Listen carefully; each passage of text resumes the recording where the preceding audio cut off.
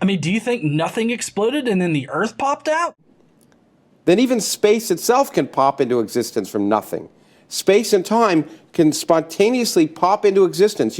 Whole universes can pop into existence, and most of them will disappear at a timescale so short you wouldn't know about it. Converse contender. Converse contender. Converse contender. Converse contender. Converse contender. Converse contender. Converse contender. Oh, Converse, be nice. He does not. We had a friendly chat the other day, Converse and I. He's a homewrecker, man. Converse is formidable. I would be hard pressed to go up against him. High five, dude. Bam. Yeah. But Yes. high five for that one. Converse will put himself in a room, in a situation, a hangout, StreamYard, StreamLab, whatever, his stream. And he will surround himself with people who disagree. I think I'm talking to Converse contender on Wednesday. Yes. Yeah, he's a fun yes. I've talked to him before. Yeah. He's great. I find him interesting. I think he's a breath of fresh air, as far as I'm concerned, in some ways. Yeah, he's a friend of the channel. Yeah. Oh, what's up, heathens? How y'all doing? It's early today. I got my coffee. What kind of dumb shit are we listening to? And so we got a live response tonight on Godless Engineer. So we're going to do, like a video and see. We'll just go from there. And oh, fucking great. Praise I am that I am? Really? He reviewed my video? I do want to give Converse Contender a little bit of credit here because several times in this particular review of my video, Converse Contender actually wanted to hear what I was going to say or what argument I was going to make or rather not make. So I just really want to say that I appreciate that. I mean, I still think he's wrong every time he stops me and every criticism that he has about my video. But hey, at least you let me finish my statement. Doing that, I'll just say I'm not that familiar with Godless Engineer. I've watched some of his videos. Honestly, he's a mythicist, and I watched the debate. It's been months ago. I'd say he got schooled on mythicism.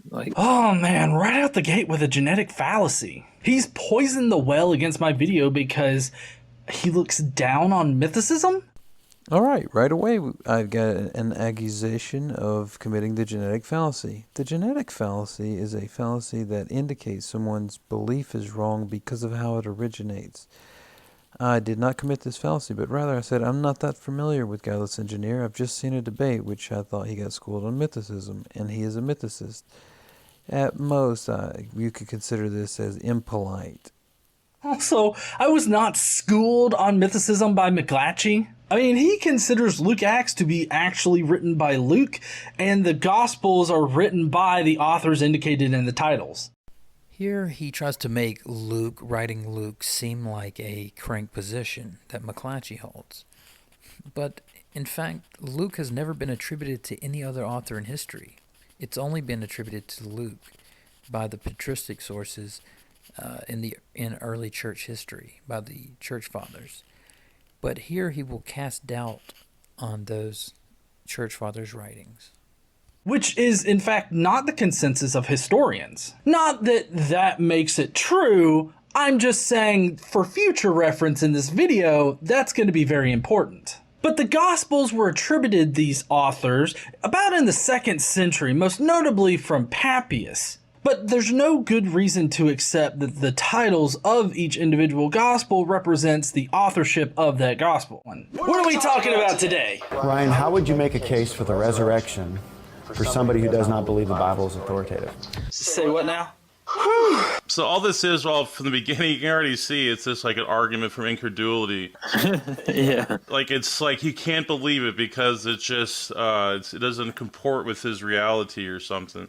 This is literally the hook of the video. I have not made an argument yet, and there's not supposed to be an argument in the hook. It's like if I were to say, a long time ago, millions of years ago, there was nothing but a sea of foam or a foaming energy. And it exploded from that foam of energy into all material world and create and introduce time and space and matter, and then from non-life, life became and evolved from non-living matter, and it evolved into a very complex organism, from plant life to animal life to human life. It evolved to the point where it could reflect on the things that it's experiencing, and even reflect on the conversation that we're even experiencing, the fact that it all happened. And then somebody could just go, what?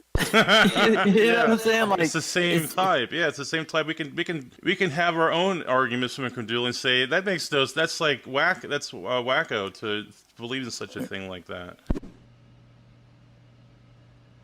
What the fuck are you talking about? So let me get this straight. You're trying to compare the hook to that's supposed to tease the audience about the video that I'm going to be reviewing, and you're comparing it to the Big Bang Theory?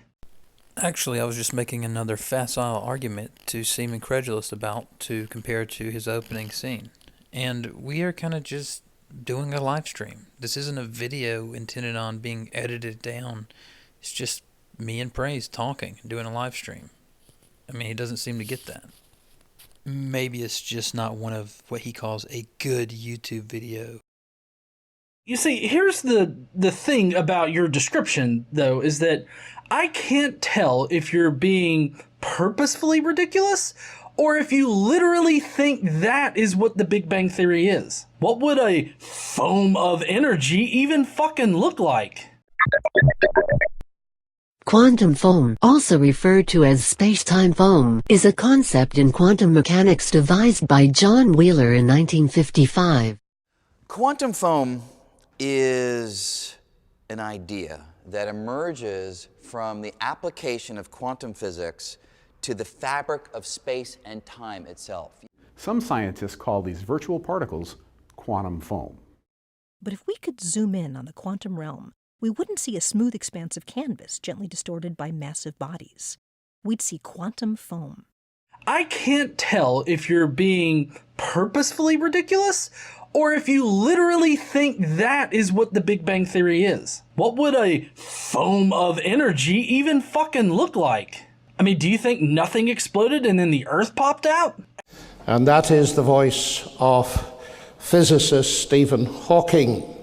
The book, The Grand Design, with this central claim: because there is a law of gravity, the universe can and will create itself out of nothing. Now, perhaps the first question to ask is, what does Hawking mean when he uses the word nothing? Then even space itself can pop into existence from nothing. Space and time can spontaneously pop into existence. Whole universes can pop into existence, and most of them will disappear at a timescale so short you wouldn't know about it. We find out that empty space is actually a boiling, bubbling brew of virtual particles popping in and out of existence every second. So quickly you can't see them. In fact, if you try to measure them, they're not there. The universe can and will create itself out of nothing. Because notice the assumption in the first part of that statement. Because there is a law of gravity. That is an assertion of existence. Because there is something, the universe will create itself out of nothing. It's a very odd way to start, isn't it? I mean, do you think nothing exploded and then the Earth popped out? Everyone's initial reaction to what you just said should be, what the fuck are you talking about? You see, this is what we meant by incredulous. It seems that Godless Engineer's main shtick is to curse in combination with just being shocked in general, not only about deist claims, but even astrophysicist claims. Like, it doesn't matter. But I would imagine, just from my experience, that he'll probably say something like, well, I knew that physicists say that there's this foaming sea of energy or particles, and I knew that they say that everything came from nothing, which is the title of Lawrence Krauss's book. But it's just the way that I was putting it, that he just trying to understand what I was saying because I put it in a difficult way or something. But we'll see. Okay, let's do this shit. If you're interested in how Jesus didn't actually rise from the dead, then please stay tuned. Isn't really see. I think atheists one of their principles, if you want to say it, is doubt everything or something. But there's nothing really there that is virtuous about doubt.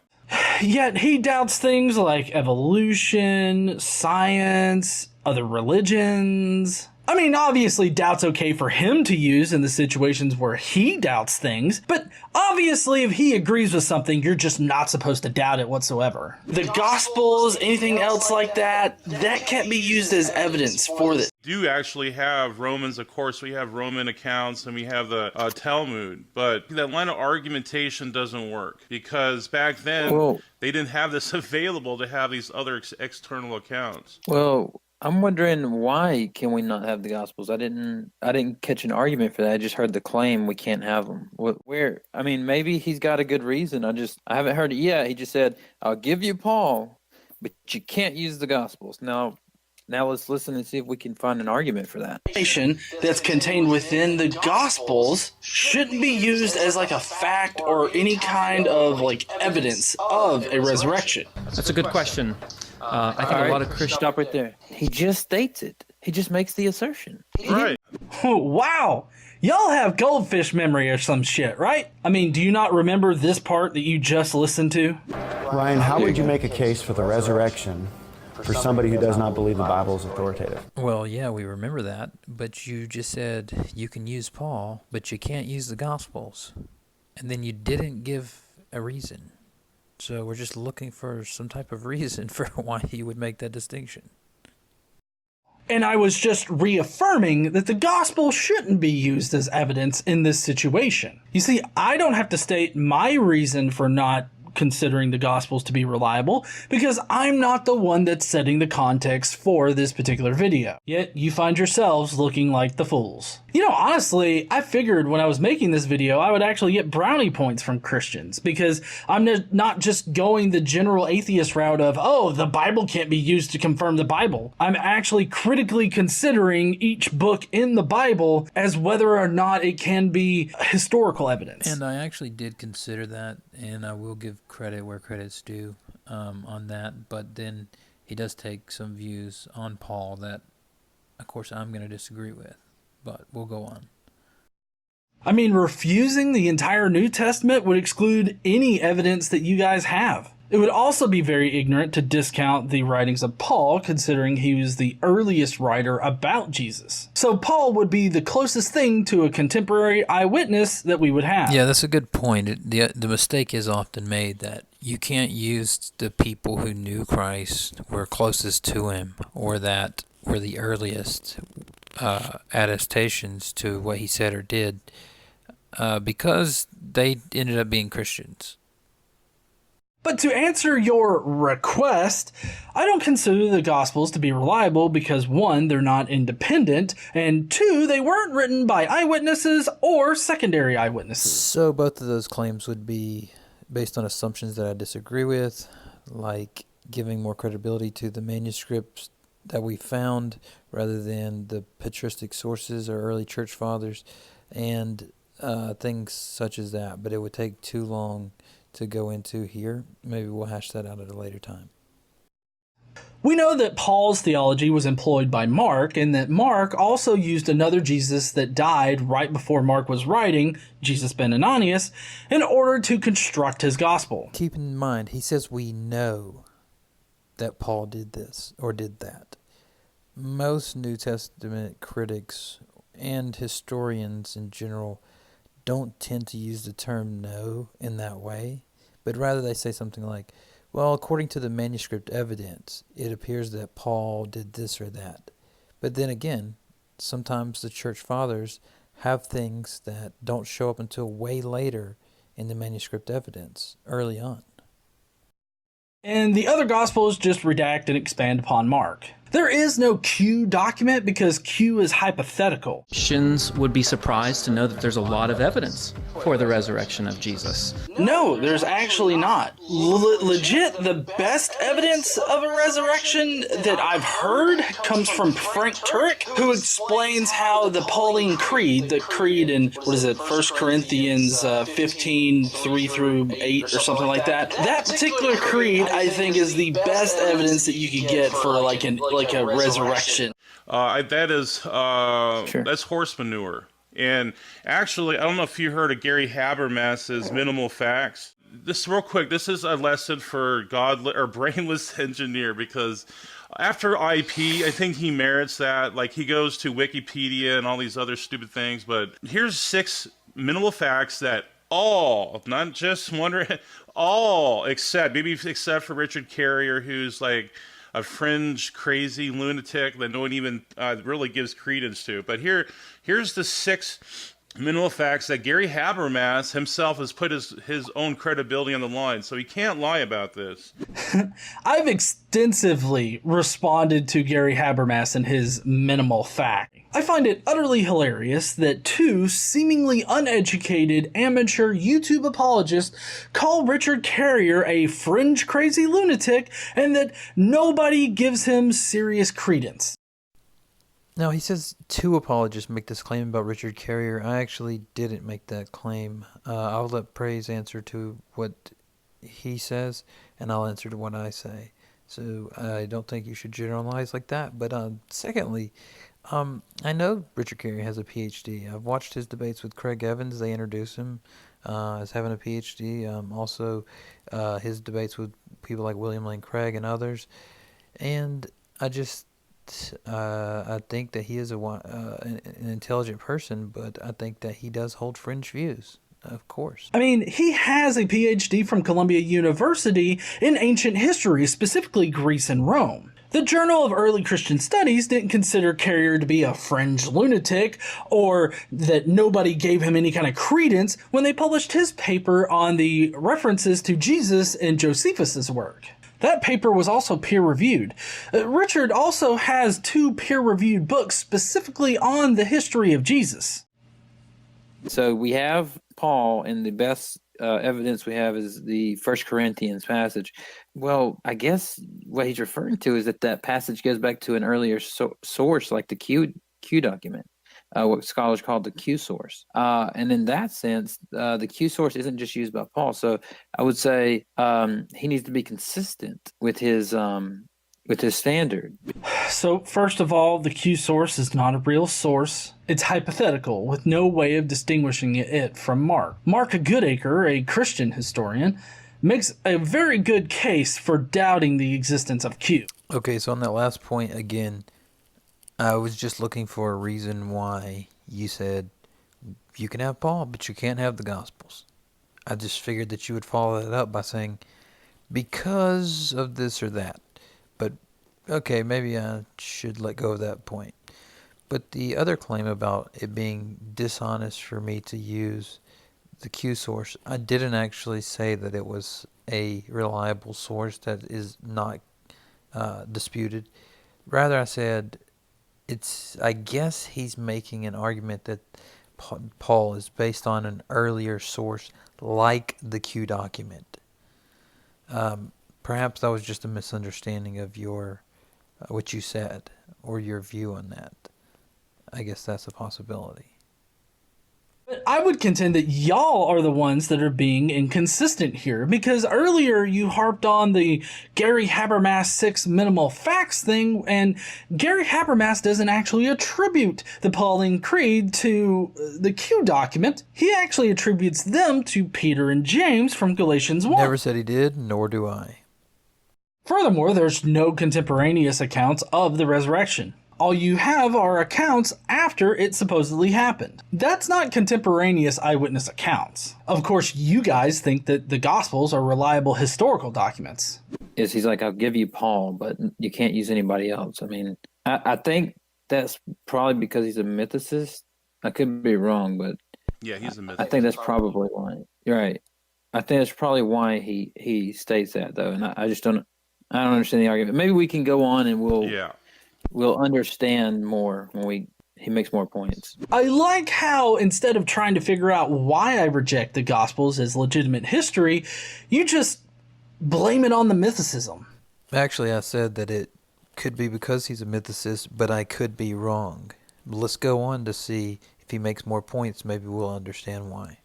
So, joke's on you, dipshits. Because in that creed, Paul, he talks about Christ dying and being buried and then rising again. But even then, that's just Paul regurgitating what Paul already believes, what the faith tells him. And it's very important with Paul because you see, Paul vehemently denies that he gets his information from anybody here on earth. The only way that he gets his information is through a vision by Jesus Christ or through the scriptures. So all of his information comes. I don't think that's not true. Yeah, that's not true. He had He says, Gamaliel. but didn't he also say I brought to you what I first received? Yeah, let me look that up real quick. And then again, I just mentioned the Q source, Airmen, and all the people that this godless engineer dude look up to. They all say. Well, I don't know if he looked up the Airmen because Airmen utterly refuted mythicists in his debate with Robert Price. If you haven't seen it, go watch that debate between Robert Price and Bart Ehrman on mythicism. Paul says, "For what I received, I pass on to you." That does not contradict anything that I said. He received it from a celestial Jesus. While I realize those claims aren't mutually exclusive, I'm just saying that is a mythicist interpretation of the passage. And Bart Ehrman didn't refute mythicism in one debate. That's just ridiculous to suggest. Now, I'm not saying that Price won that exchange by any account. He's right here. I was being a bit hyperbolic. I should have said that Robert Price got wrecked or something like that. Actually, Robert Price is probably my favorite mythicist. The guy he's really smart, he's friendly, he's easy to listen to. He has like a cartoon character voice. I could see him doing the dinosaur or someone in Toy Story. But he is a smart guy. But I'll give him this point. Like, I was just being a bit hyperbolic.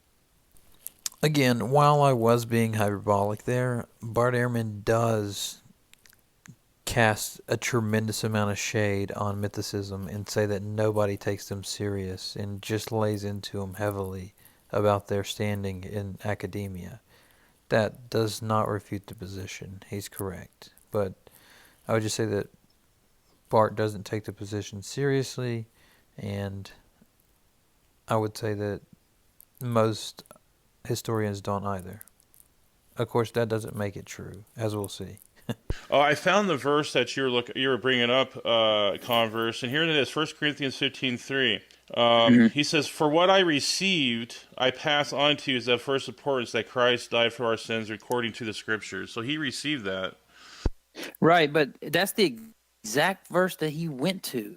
That's the exact verse that he quoted. Yeah. He said, the first Corinthians, then he says, and Paul didn't get it from anybody. And it specifically says that. And then he says, according to the Scriptures, which was the Testament. He was saying, according to what, this, and according to the Scriptures, like he's saying, like it's verified by the Scriptures, basically. Right.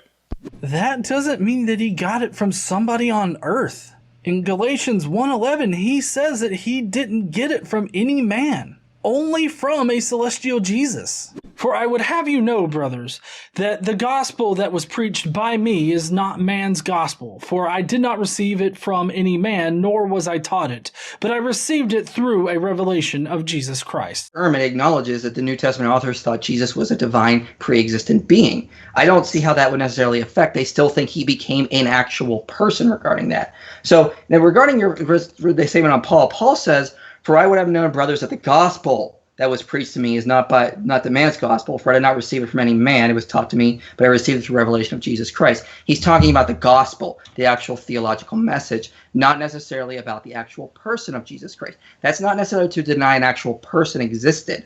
So that would be, assuming way too much about one small. The according to the scriptures phrase indicates where they got their information, not that the events are corroborated by the scriptures. I mean, can you guys take off your Christian lenses for like a second? Also, an experience of Jesus is not the same thing as speaking to Jesus before he died. Well, you know, I get this a lot with non-believers on, like, for example, miracles. They'll say miracles can't be they can't be an explanation because they are so improbable. And I go, so miracles are improbable? That's the definition of a miracle, basically, is that it's an event that doesn't typically happen. Like, if it happened all the time, it wouldn't be called a miracle. It'd just be called a regular occurrence. Miracles aren't evidence because up to this point, all miracles have either been proven to be false or have been unable to be verified. So yes, the incredibly low probability that miracles actually happen, disregard them as evidence, but that low probability can be overcome by massive amounts of evidence that show that miracles actually happen. I actually have an extremely nuanced view on this, and I don't have time to get into now, but I would just ask about the verifiability. How would you verify something supernatural in natural terms? Just an honest question. I like how a little bit ago you were calling Richard Carrier a fringe-crazy lunatic that has no credence whatsoever, and now you're claiming miracles as evidence. Again, he's just conflating the two of us. I did not make that claim, and so it doesn't apply.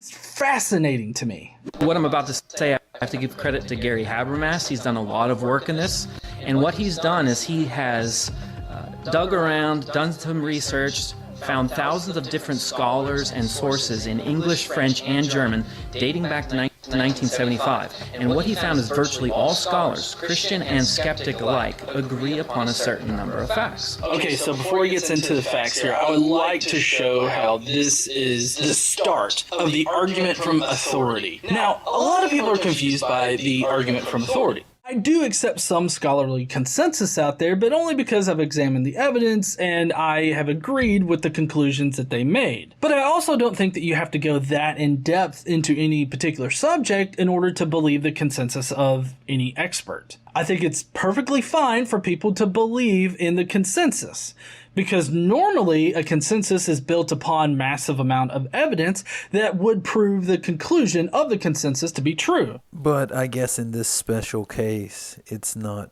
that way. But sadly, this is not what we find when we start to look at Christian history. But I would say that if you're going to argue for a position, then just citing the consensus is not an argument. Because a lot of people mistake it for the argument from false authority. That would be somebody that has authority in one field and gives an opinion on another field, and then somebody uses that opinion to prove their point. That would be an argument from false authority. But an argument from authority is mainly just citing the authorities that they all agree on this. It's a lot like the bandwagon fallacy. If all you're going to do is cite the fact that scholars all agree on these facts, then that doesn't mean that these facts are actually facts. You have to actually give evidence for those facts being facts. All right. You can't just say... All right. So, first of all, an argument from authority is only a fallacy when that authority that you cite is not an authority. Like, if you cite an authority and say, well, the people who study this stuff, they agree with this, that's not a fallacy from authority. That's just citing the authorities.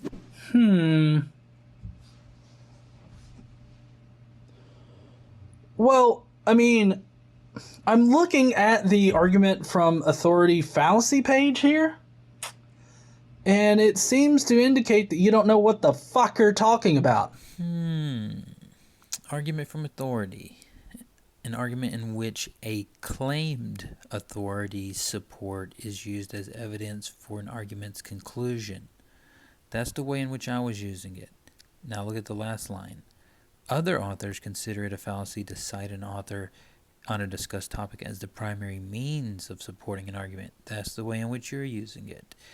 It's almost as if an argument from authority can be multiple fallacies depending on how you use it. Obviously, it's the same way with ad hominem fallacy. There are at least 3 different ways to commit an ad hominem fallacy. But I put it that way, it seems like because I've heard somebody else say it that way before. Argument from authority is always a fallacy. The fallacy is defined as appealing to an authority that is not an authority. And it seems to indicate that you don't know what the fuck you're talking about.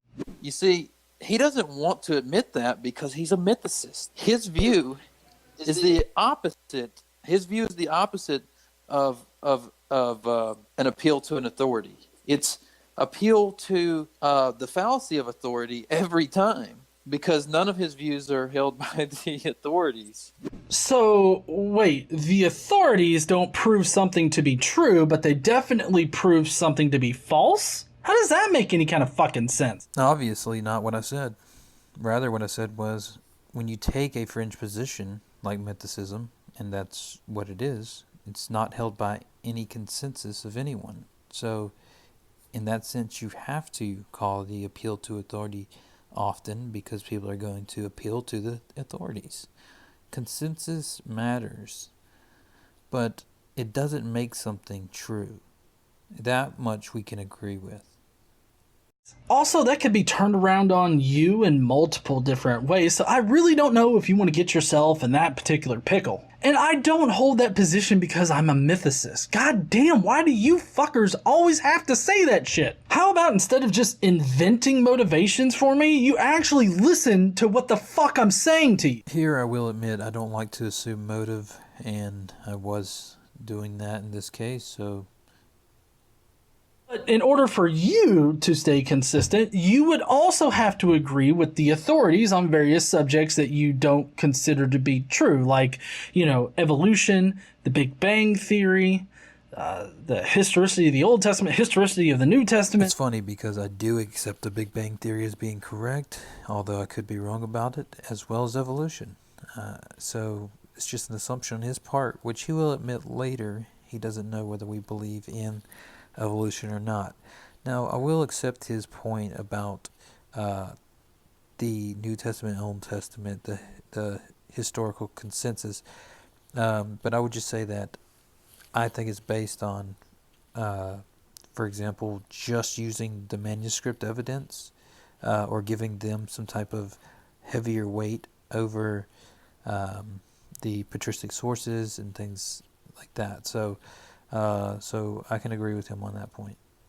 New Testament, you obviously don't follow your own standard here, and it just results in you cherry-picking which authorities you agree with, which I'm fine with. I'm fine with people picking which consensus they agree with and which ones they don't. I'm not the one that's sitting over here being like, oh, you disagree with the consensus, therefore you're wrong. Neither did I say anything like that, but rather, when we're talking about the minimal facts argument, which was given in the video by Gary Habermas, and you want to say that the majority of people do accept that, but that they still might be wrong about it, then you need to give some type of explanation why the authorities are wrong and why you're correct. I mean, I don't know what y'all's positions are on, like, evolution and the rest of science, climate change, you know, the Pentateuch. I don't know what y'all's positions are on that, but I'm guessing you're not going to disappoint with your inconsistency. Sorry to disappoint. Just because peer review says evolution happened, okay, then you can't say, well, that's evidence. Then how could you even formulate or come to the conclusion that there's mountains of evidence for evolution through peer review? So I think you're being, obviously, you're playing both sides of the fence there. That's being hypocritical. I guess I was right, dipshit. Nope, you were wrong. But as Praise is pointing out, if you're going to say that when we cite an authority for example, the minimal facts argument, that doesn't actually hold weight, then he was pointing out that if you're going to try and cite an authority for, let's say, evolution or something, then with your standard, that shouldn't hold weight as either. And also, the consensus on conclusions in history are changing all the time with new information and new understandings of existing information. That I can totally agree with. Like, for example, the Pool of Siloam. I believe that's how you pronounce it, was thought to have been just a mistake written about in the Gospels until it was found with 5 covered colonnades. Or, for example, with Luke's reference to Lysanias of Abilene. Yep, they said that that couldn't have happened. Lysanias lived way after, until they found an archaeological dig, found a tablet that said Lysanias, Tetrarch of Abila. So I can totally agree with you on that. Using authorities to prove something to be true doesn't really help your position in proving that it's true. No, but consensus lends credibility to your argument. Now, I do have to disagree with John Crossan on this, mainly because the evidence doesn't really seem to support the crucifixion being one of the most solidified things that we can be certain of or something like that in history. I disagree because the only evidence that we have that this so-called Jesus was actually crucified is Paul. That's literally the only evidence that we have. That is such a fabrication. Wow, I can't believe he just actually went on air and said that. What a clown. Yeah, I can't believe he said that. Yeah, I did say that because it's true. Paul is our earliest and only independent attestation to Jesus being crucified. All references to Jesus being crucified after Paul was writing were influenced by Paul, either directly or indirectly. Paul does not affect other independent sources like Tacitus, Josephus. And I know you think we've hit that to death and us, but I'm going to keep hammering that because, again, those are independent sources we have for a historical person. Keep in mind that he said the only evidence we have of this so-called Jesus is Paul. Literally, Paul is the only thing we have. Then when we mocked that claim, he qualified it by saying, well, Paul's the only early testament that's independent, and that everybody afterwards used Paul. I wonder, does he think the Roman historian Tacitus used Paul or Josephus, or does he think that some of the other non-sympathetic writers like Lucian of Samosata or Mara bar Serapion used Paul? Or at least exclusively. I mean, even in the Quran, they have to make an amendment that says it was made to look like Christ was crucified, because like if that's not something from history, why even mention it? Right, exactly. Oh, impeccable logic here, guys. Documents written hundreds of years after the religion was initially established definitely prove shit happened in history. Well, I mean, them being written hundreds of years later wouldn't necessarily exclude them, but the fact that they don't reference any contemporary eyewitnesses to the crucifixion or anybody that's independent of the religion in general would seem to indicate that they were just regurgitating what Christians believed after they had established their religion. The Quran obviously says that Christ was not crucified. If you've seen any modern debate between Christians and Muslims, you will know that the reasons why Muslims use the story of someone being made to look like Jesus is because of the evidence is so strong in the favor of Christ being crucified. Just fucking awesome, guys. I have to say, atheism defeated. Let's get this shit. Take these lights down. Fuck this background right here. Just fuck this thing. We're done. We're done with the atheism bit. They destroyed it. Whew. Checkmate, atheists. Come on, use your brain, brainless engineers. Well, and on that note, I think that we'll wrap up. I really don't care what the rest they have to say in this fucking 2-hour stream, but... Hey you guys, thanks for checking this out, and I will give a little bit of credit to Godless Engineer because he does seemingly do more research on the topic than a lot of non-believers, although I think that of the majority of apologists he's debated, he has not won those exchanges, and I totally disagree with him on a lot, though. But be that as it may, I made this condensed version because I know with attention spans and time restraints like school and so on, a lot of people won't watch the full 52-minute version or whatever.